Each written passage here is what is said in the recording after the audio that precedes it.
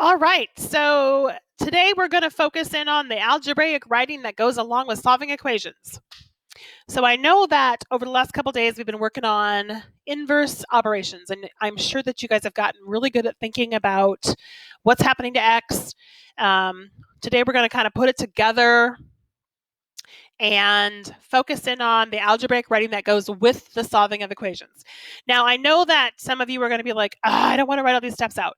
Bear with us for a little bit while we ensure that you know what you're doing, and then we will help you and encourage you to start skipping steps, okay? So here we go. All right, I want you to think about what is happening to x here, okay? What is happening to x? So if I start looking at this problem, I know there are 1, 2, 3, 4. There's 4 things happening to x. The first one's pretty easy. That's times 4. So I'm right here. Times 4. That's the easy one. Then I have plus 8. Well, I only see one more number. So where's the fourth one? So you need to not forget there's a negative 1 in there. Okay, there's a negative 1, and that is a multiplier.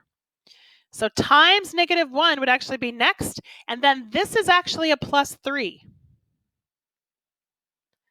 Okay, that is actually a plus 3. So that's 4 steps.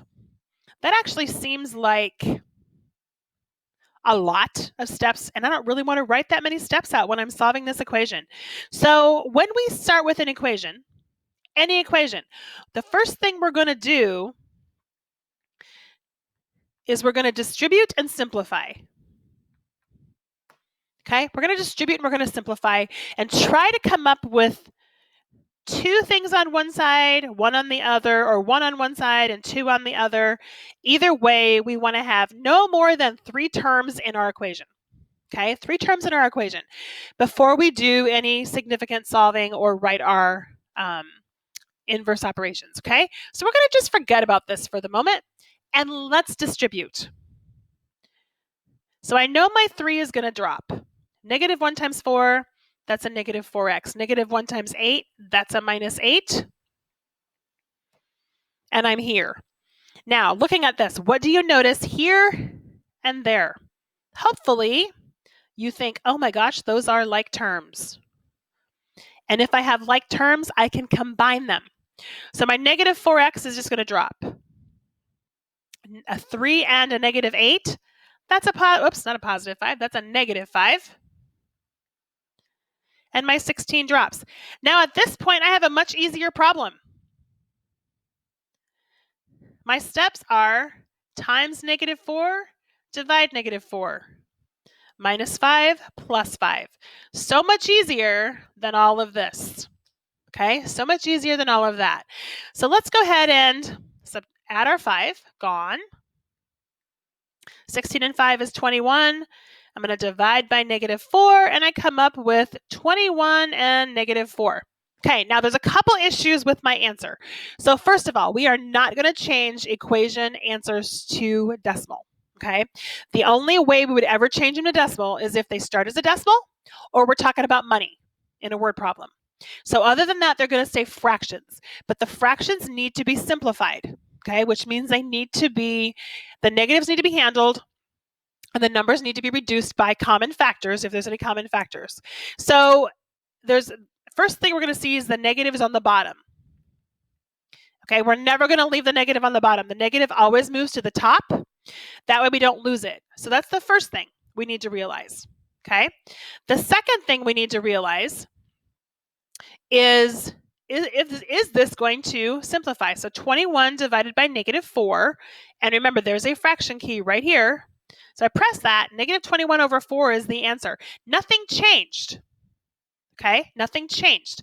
So negative 21 over 4 is my answer. Again, negative moved to the top. 4 is not a factor of 21. 21 only has 3 and 7, so that does not help me. All right, let's go ahead and see what we can do with these 2. So let's start by writing our steps. So here's my 11. Times 11, divide 11. Minus 4 plus 4. Take a minute, see what you can do with that. Hit pause.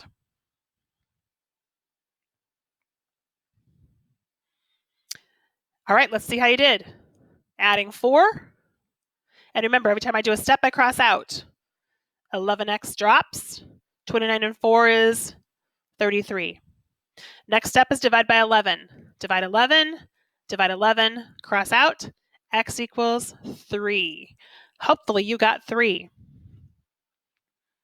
All right, let's take a look at this next one. I'm going to give myself a little bit more space to write here. Okay, let's take a look at our steps. So if I take a look at this one, first thing is plus 7.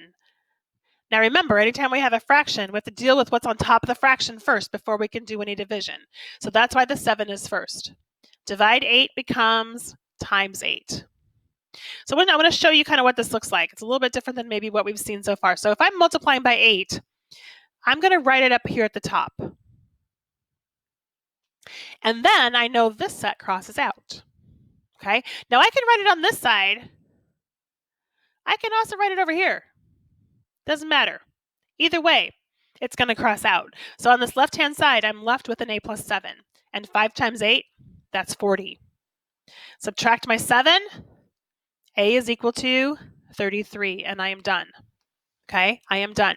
Now, the other thing that this page says is check your solution. Now, here's the thing you need to know about equations. Equations you should never, ever get wrong because you can always check your solution to make sure that it works, okay? So I'm going to show you how we do that. So I'm going to start with this 11x minus 4 equals 29, okay? And to check, we are going to substitute.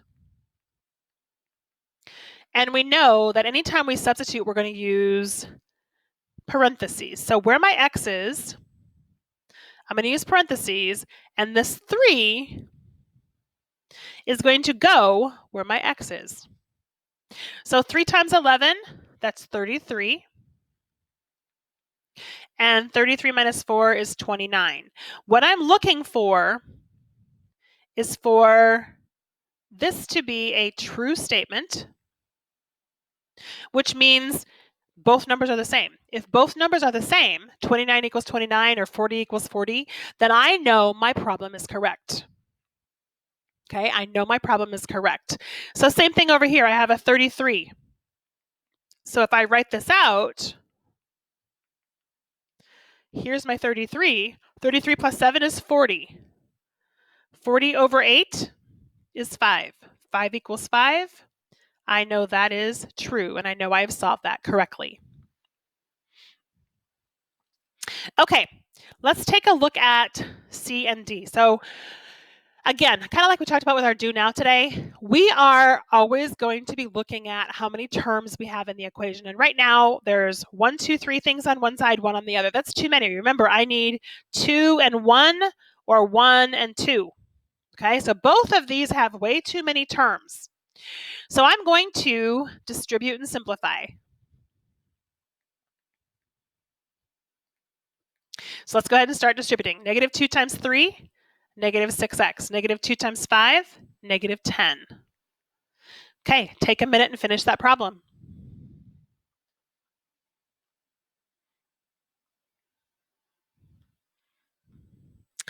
All right, let's see how you did.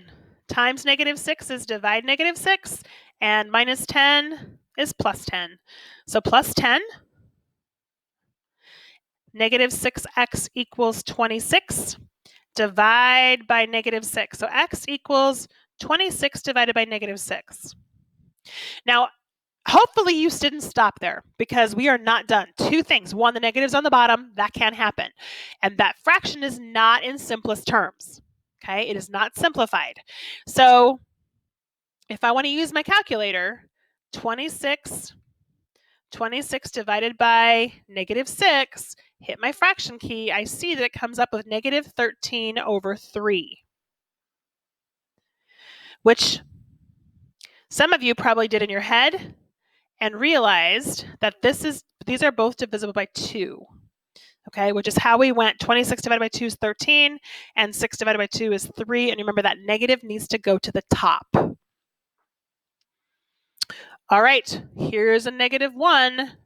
Go ahead and think about what we did in our Do Now today. Hit pause and see if you can solve this one.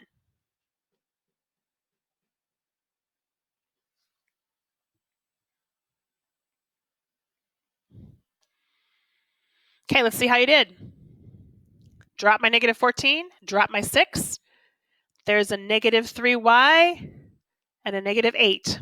Again, I am not done because there's 3 terms over here. I can only have 2. So here are my like terms.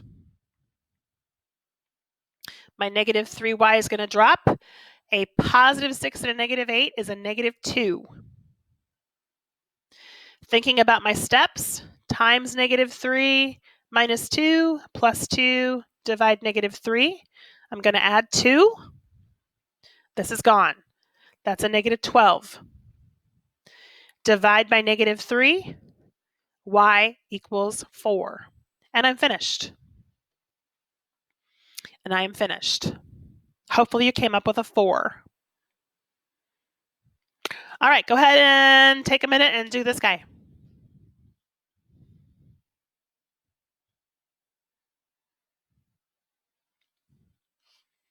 All right, let's see how you did. I'm going to distribute first. 3 minus 4x minus 8. Combine those like terms. Negative 4x minus 5 is 16. Thinking about my steps, times negative 4 minus 5 plus 5, divide negative 4 plus 5. Negative 4x equals 21. Divide by negative 4. Now I know that my negative has to go to the top, so I'm just going to make that move. And I also know that 21 is odd and 4 is even, and that's not going to happen. Okay, I can't make an odd number divisible by an even number. So we are done. There's no common factors there.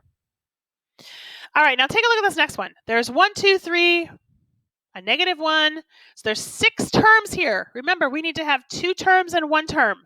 So let's distribute and look at what we have. A negative 18x and a negative 6 times a negative 2 is a positive 12. Don't lose those negative. Negative 1 times 4, negative 1 times 8. Okay, I want you to take a look at this and tell me what you see.